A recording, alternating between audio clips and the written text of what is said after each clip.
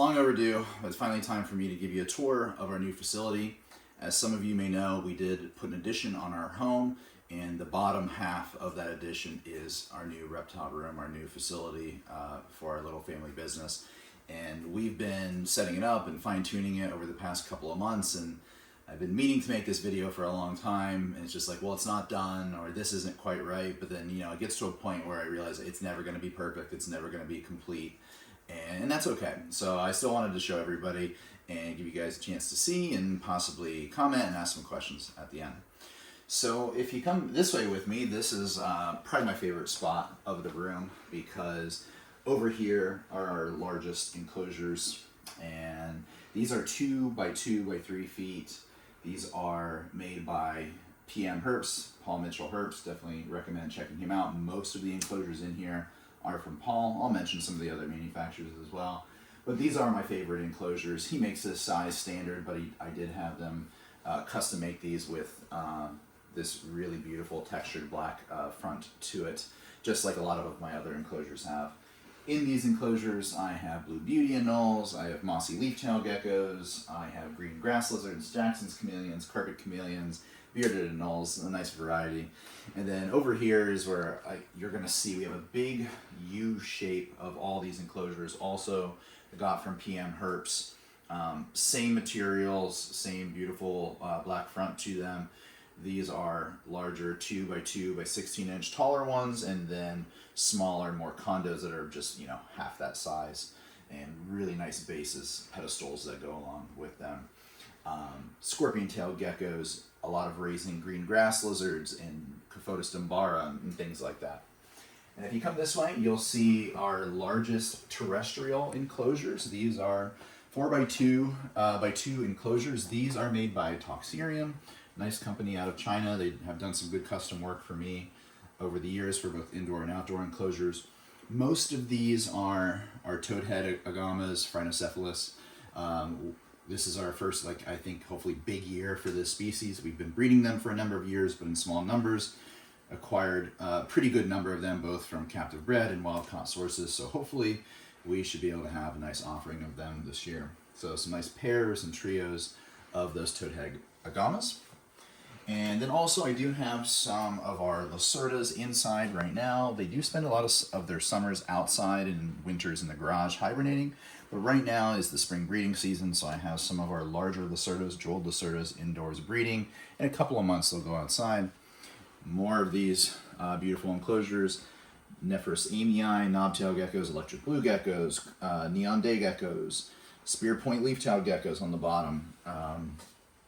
Rickesia thieli, the pygmy chameleons from Madagascar.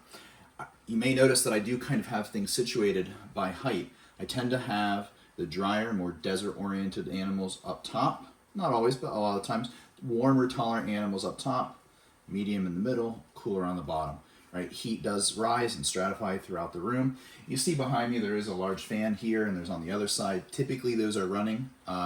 They're loud, that's why they're off right now. They do help to keep the air circulated, but even with that, because we are kind of built into the ground here, the bottom does stay cooler than the top, which is actually perfect, because I do have a wide variety of species that want different climates, different temperatures, all in the same room. So that's a super tricky balancing act, and part of the way that we accomplish that is by stratifying from bottom to top. If you keep coming around, we do have access to our fenced-in backyard here, so that's really nice.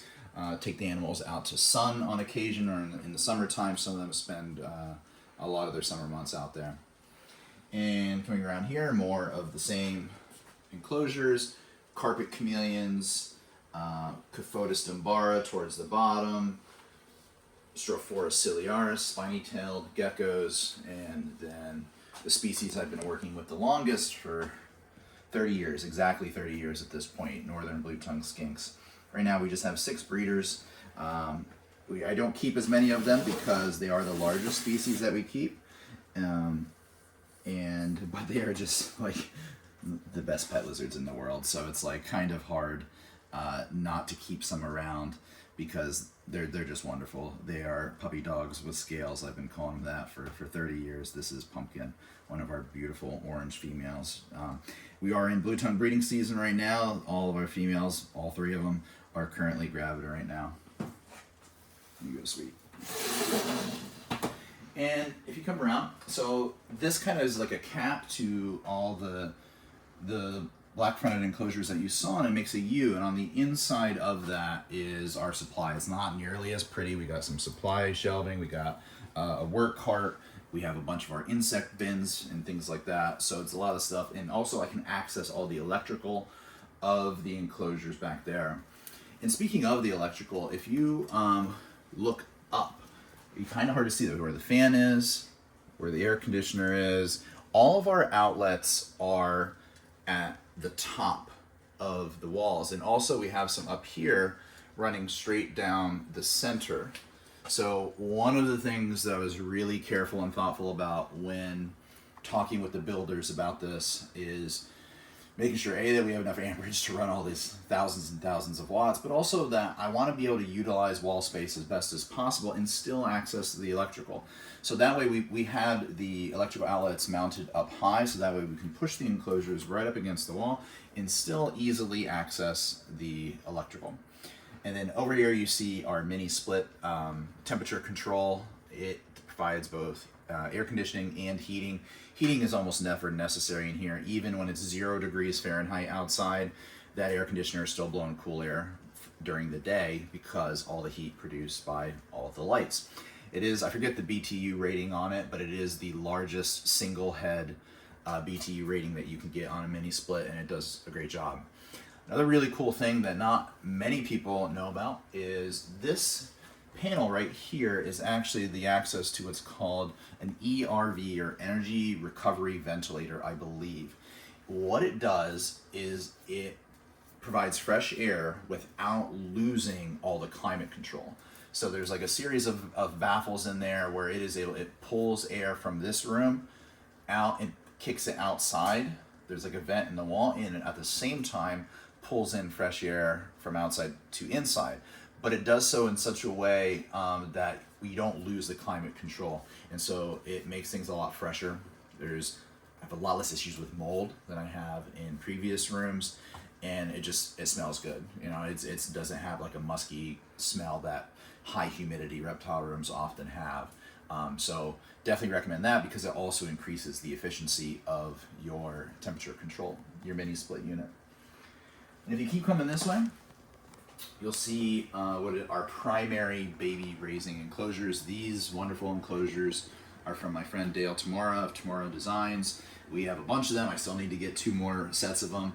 But each of them is a condo with 6 little units. It's 48 long and 18 inches deep on these baker racks with wheels that can be wheeled around in and out when the odd gecko inevitably escapes, or if we have to clean cobwebs and things behind it. Pretty much all of them are set up on, and these as well as all the enclosures of more rainforest and high humidity animals are set up with automatic misting, UV lighting, and LED lighting. Even our nocturnal animals are provided with UV and LED daylighting. I have these really nice CASA controllers that control the time of the lighting, and I vary that seasonally, and also the UV and the heat light does not necessarily run all day long for efficiency as well as to naturally mimic conditions. Yeah, so just keep coming along. You can see these are mostly baby enclosures for electric blue geckos, neon day geckos, carpet chameleons, ebanaui, sakura, mossy leaf-toed geckos, scorpion-tailed geckos, knobtail geckos, spiny-tailed geckos. Believe it or not, this is actually really, really light in terms of us for babies right now. This is the month of March. We are just coming out of winter. A lot of the animals are breeding. A lot of the animals are starting to lay their first eggs of 2026. But we haven't had a lot of hatchlings, a lot of babies yet. We have a lot will happen over the next couple of months. But right now, believe it or not, this is kind of the low season for us. More chameleons, Jackson's chameleons, raise-ups, mossy leaf-tailed gecko raise-ups. There's actually a couple of empty enclosures, which is really rare for us. Yeah, just keep going. This is more of our Supply and work area, fridge, workbench, multiple incubators, multiple misting systems, automatic RO reservoir, work sink. Yeah, and all of our supplies and all of the things that we need. So, I think that's pretty much it. We do have some grow out tubs in our garage and some supply boxes out there, but that's not nearly as cool looking. This is our new facility, and we are so happy with it. It's been a joy to work in compared to what we've had in the past. So much easier to keep clean, so much easier to take care of the animals, and this is a culmination of a lifelong goal to have this dedicated, custom-built facility. I hope you enjoyed seeing it, and please, if you have any questions about the facility, anything that I didn't cover, or things that you maybe want me to cover more in future videos, please leave a comment below. But until that time, I really appreciate you watching. Thank you.